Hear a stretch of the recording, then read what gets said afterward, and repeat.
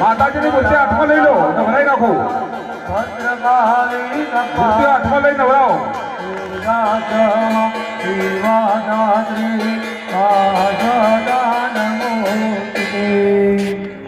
મૂર્તિનું સ્નાન કરાવજો. કે ગંગા સિંધુ સરસ્વતી યમુના ગોદાવરી નર્મદા કાવેરી સરયુ મહેન્દ્ર કન્યા બિરાજમાન કરી દો. ચરમાંડવતી વેદિકા તમારી થાળીની અંદર એક વસ્ત્ર હશે. વૈષ્ણવતી મહાસુર નદી નાસડીનું વસ્ત્ર છે થાળીની અંદર. થાળીમાં નરાસી ટુકડો નથી હશે.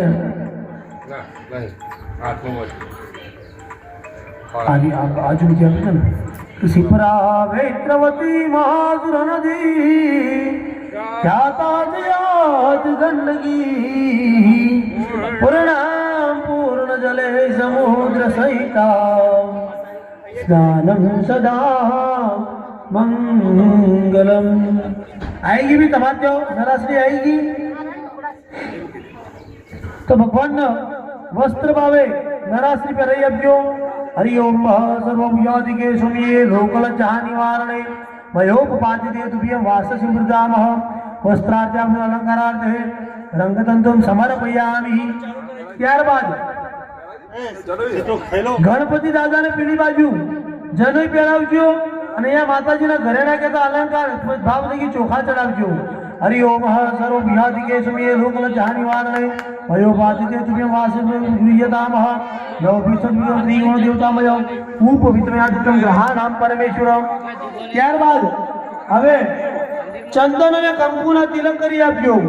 ચંદનમ ચંદનમ દિવ્યમ ખંડાઢ્યમ જમલોહરમ વિલેપનમ સુરશ્રેષ્ઠ ચંદનમ પ્રતિક્રિયતામ ચંદ્રાદિ કુંકુમાદિ તિલકમ સમર્પયામિ. ત્યારબાદ દાઢીના અંદરથી લઈ ચોખા ભગવાનને અર્પણ કરજો.